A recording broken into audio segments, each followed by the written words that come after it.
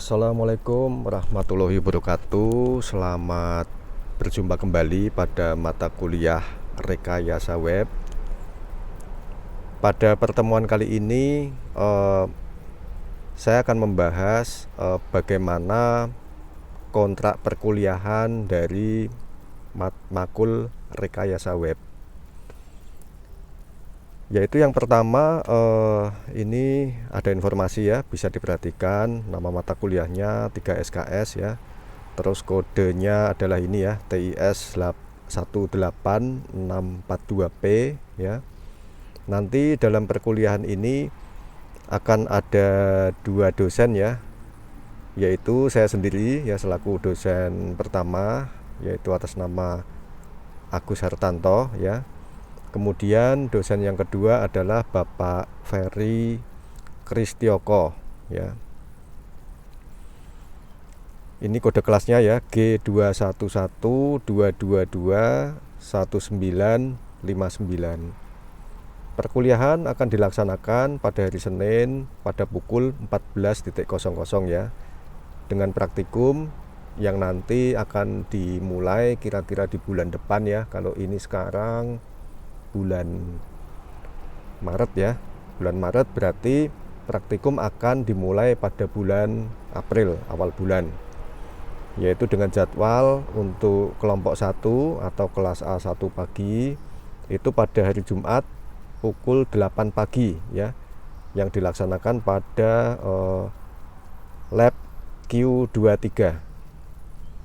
Kemudian untuk kelompok 2 ya, atau A2 pagi ini ya, itu dilaksanakan pada hari yang sama ya, pada hari yang sama, pada jam yang sama, tapi Q22 ya. Nanti berarti nanti akan beda dosen ya, jadi antara yang kelompok 1 dengan yang kelompok 2, karena ini dilaksanakan pada hari yang sama, jam yang sama, tapi pada lab yang berbeda.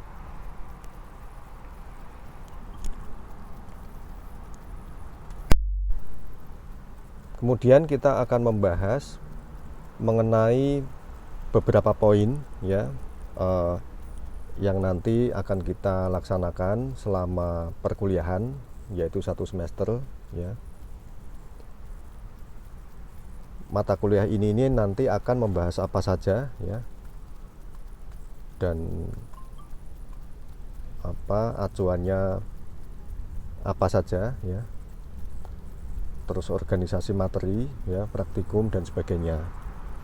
Mari kita mulai. Yang pertama, apa manfaat dari mata kuliah Rekayasa Web ini ya.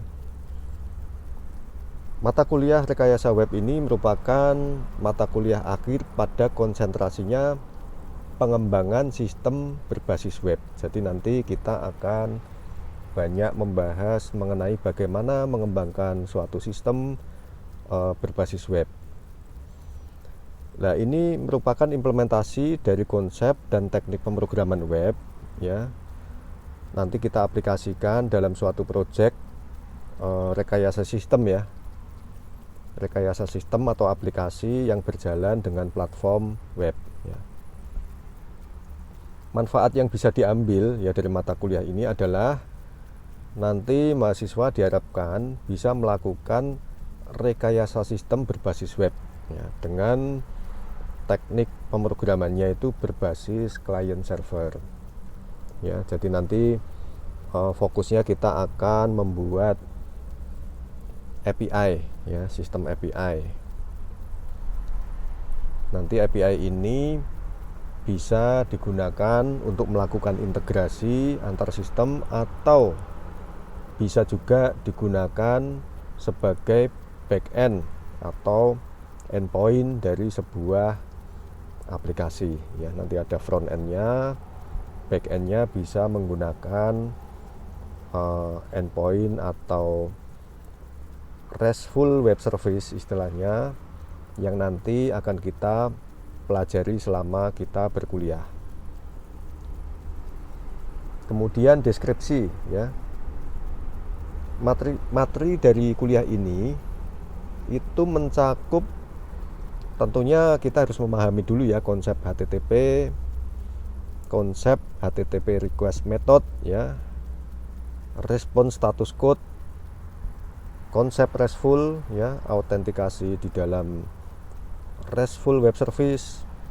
Kita juga harus memahami konsep dari JSON ya, JSON atau sebetulnya konsepnya adalah konsep XML ya. Tapi karena RESTful web service itu kebanyakan menggunakan JSON, maka nanti kita akan lebih fokus menggunakan JSON. Lalu API publik juga kita akan mempelajari proses dari rekayasa web ya. Kemudian tujuannya apa kita belajar ini ya, tujuan pembelajaran dan kompetensi.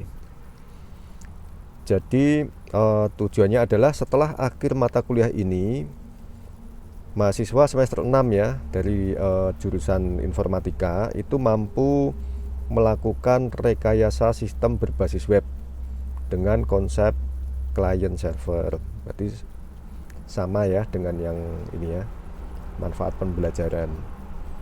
Nah, tujuannya nanti diharapkan mahasiswa mampu menjelaskan konsep HTTP, mampu menjelaskan konsep HTTP request method dan response status code ya. Jadi nanti di dalam komunikasi HTTP khususnya nanti yang akan kita detailkan menggunakan konsep client server, Anda harus tahu apa request method apa saja ya yang ada di dalam komunikasi HTTP.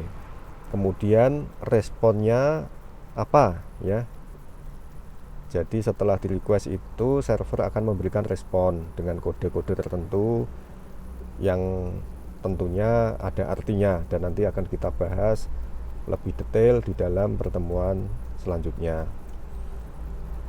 Lalu berikutnya mahasiswa juga harus mampu ya menjelaskan dan menerapkan konsep dari RESTful web service ya. RESTful web service itu apa, bagaimana cara kerjanya dan sebagainya nanti akan kita bahas lebih detail di pertemuan berikutnya. Kemudian juga mampu menjelaskan dan menerapkan konsep autentikasi dari RESTful ya. Jadi di dalam komunikasi client service ya, jadi client server maksudnya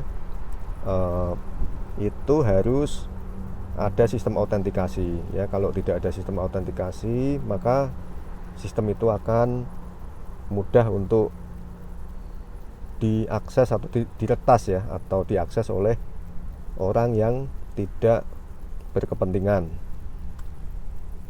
Kemudian mahasiswa juga harus mampu ya menjelaskan atau menerapkan konsep dari JSON ya. Terus mampu memanfaatkan API publik ya. Jadi ada banyak API publik ya, itu bisa kita integrasikan dan kita manfaatkan untuk membangun sebuah aplikasi berbasis web. Terus kemudian juga mampu menjelaskan dan menerapkan proses dari rekayasa web ya, prosesnya itu seperti apa dan sebagainya. Itu mahasiswa diharapkan nanti setelah mengikuti mata kuliah ini mampu menjelaskan prosesnya. Lalu kemudian juga mampu membangun project ya, membangun project dengan rekayasa sistem berbasis web ya. Ini nanti di akhir dari kuliah ini akan ada project akhir ya. Kalau waktunya memungkinkan, nanti saya akan menjelaskan tambahan ya, yaitu backend dari aplikasi yang sudah kita buat ya berupa RESTful, itu nanti akan dipasangkan dengan front end menggunakan React.js ya. Itu tapi nanti kalau waktunya cukup ya, nanti akan saya tambahkan itu. Kemudian kita akan membahas masalah praktikum ya. Di dalam praktikum ini nanti mahasiswa akan banyak menggunakan repository ya, repository berbasis Git. Kita tahu ya, di dalam Git itu ada banyak ya penyedia repository yang dapat kita manfaatkan ya.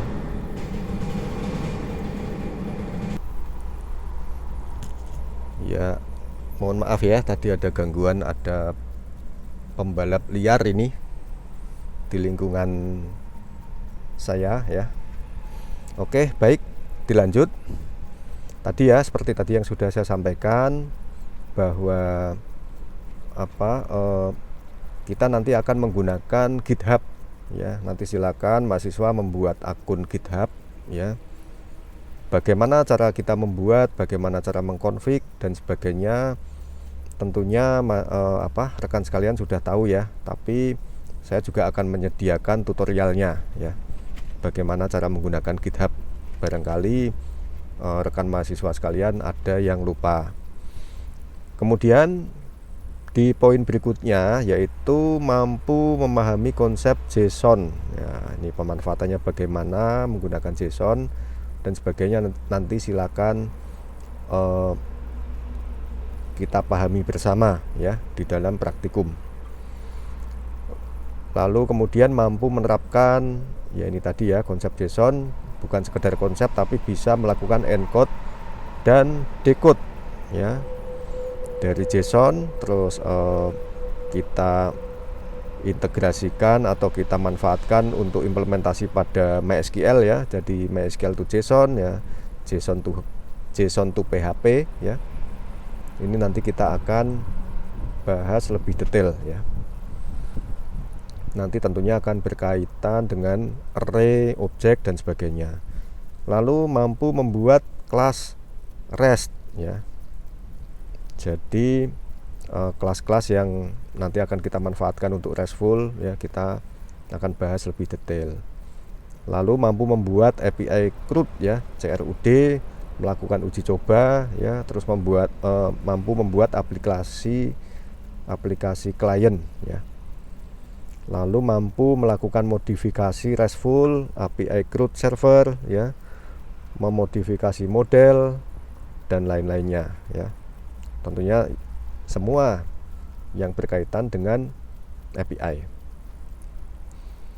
Kemudian bagaimana implementasinya ini semua ya? Nanti kita menggunakan framework yaitu Laravel ya. Nanti kita bisa menggunakan versi 8 atau Laravel 9 ya. Saat ini yang terbaru ya, Laravel 9.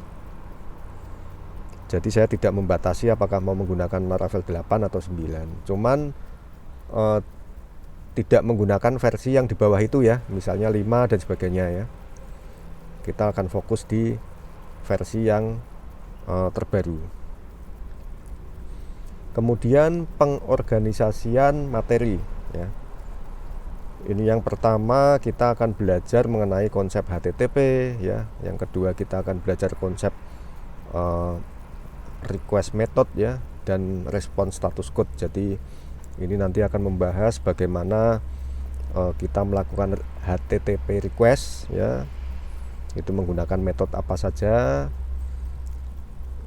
ya kan. Terus nanti kemudian responnya ya, jadi komunikasinya seperti apa. Kita request dengan menggunakan metode, direspon seperti apa, artinya apa, dan langkah-langkah yang kita lakukan seperti apa. Kemudian yang ketiga, konsep RESTful ya, REST. Kita akan membahas konsep ini ya, bagaimana RESTful itu bekerja ya, bagaimana bertukar data dan sebagainya. Kemudian konsep autentikasi, seperti tadi sudah dijelaskan ya, kita memerlukan autentikasi. Apakah nanti kita menggunakan token basic ya, atau menggunakan token bilir ya. Itu semuanya nanti akan kita bahas lebih detail berikut implementasinya. Terus yang kelima, JSON ya, tadi sudah dijelaskan bahwa kita nanti akan banyak bersinggungan ya. Kita akan banyak berkreasi ya, ngotak-ngatik JSON ini. karena ini nanti digunakan untuk komunikasi ya antara klien dengan server. Itu notasi dari objek kita menggunakan JSON, data-datanya kita kirim dalam bentuk JSON. Lalu kita membahas masalah API publik ya. Nah, pemanfaatannya bagaimana, kita bisa menggunakan API publik ya atau API dari mesin lain. Jadi kita menyediakan server RESTful tapi bisa juga terintegrasi dengan server lain ya. Contohnya nanti kita menggunakan API publik. Lalu yang ketujuh, proses rekayasa web. Nah, ini nanti kita akan bahas lebih detail ya di poin ketujuh ini, proses rekayasa web. Terus yang kedelapan adalah kita melakukan praktikum atau praktek ya. Jadi tidak sekedar teori tapi ada praktek yang nantinya seperti sudah saya jelaskan akan ada proyek akhir. Nah, ini adalah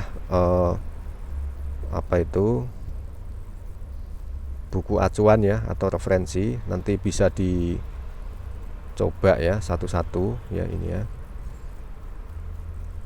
Ini nanti detailnya ada ya di sini ya. Nanti bisa kita kita lihat ya. Ini sebagai contoh, saya nggak akan membahas lebih detail ini apa saja ya, karena ini nanti akan kita bahas semua. Nanti saya juga akan mengupload modul ya, modul-modul yang di luar dari buku acuan ini ya. Ini isinya kira-kira hampir sama dengan yang tadi sudah saya sebutkan ya, tapi di sini akan ada pelajaran atau pendetailan ya.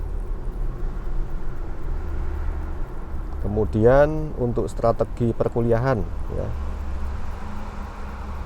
Strategi perkuliahan seperti biasa ya, sama dengan mata kuliah yang lain, yaitu materi disampaikan ya dalam bentuk ini ya, ceramah baik secara online maupun offline ya.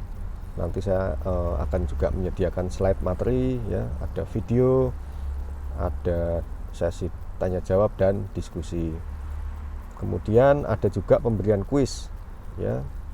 Biasanya kuis ini akan diberikan dan di minggu berikutnya akan dilakukan pembahasan ya.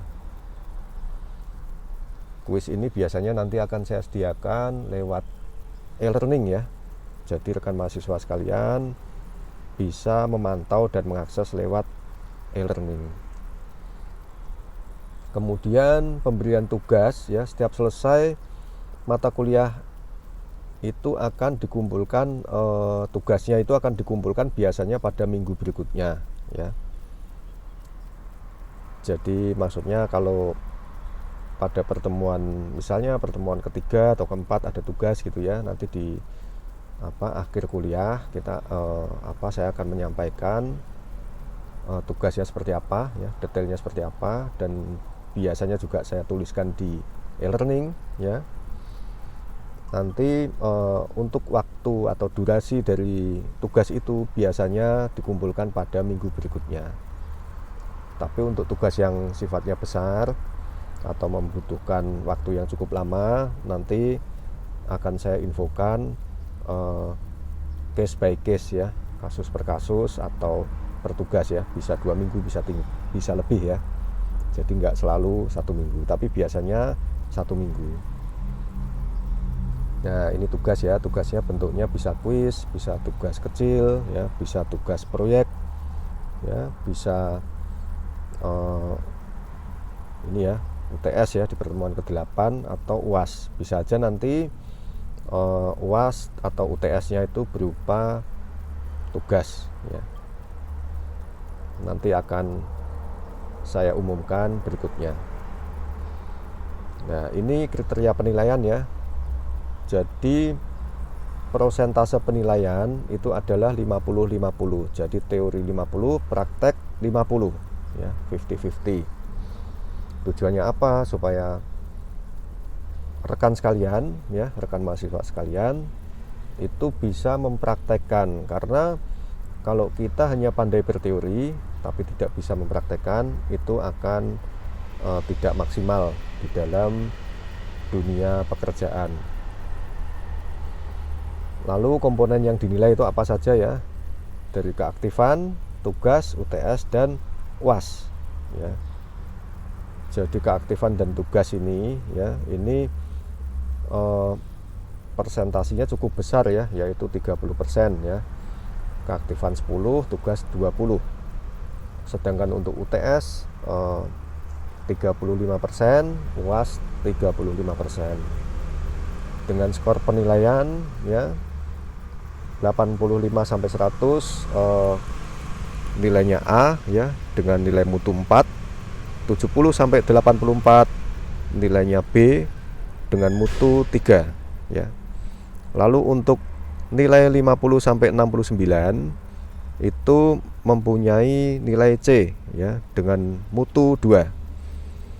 Kemudian 30 sampai 49 itu mempunyai nilai mutu D ya. Nilai mutunya 1 dengan nilai hurufnya D.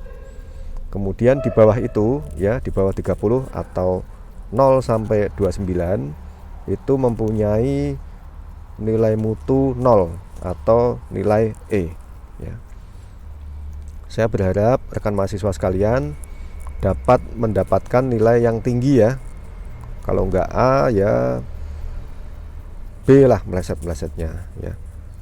Saya yakin kalian bisa mendapatkan A atau B ya, apabila kalian mengikuti proses perkuliahan ini semua dengan baik ya. Jadi jangan khawatir, untuk penilaian itu nanti akan saya berikan banyak kesempatan ya, banyak kesempatan pada rekan-rekan sekalian untuk melakukan perbaikan nilai ya. Tolong digunakan dengan maksimal ya, karena saya tidak mungkin bisa mengubah nilai ya. Tapi untuk mendapatkan nilai A ataupun B itu akan saya buka jalan lebar-lebar. Baik, terima kasih atas perhatiannya. Demikian materi kontrak perkuliahan pada kali ini. Semoga kita semua bisa menyelesaikan mata kuliah ini dengan sebaik-baiknya. Saya tutup. Wassalamualaikum warahmatullahi wabarakatuh.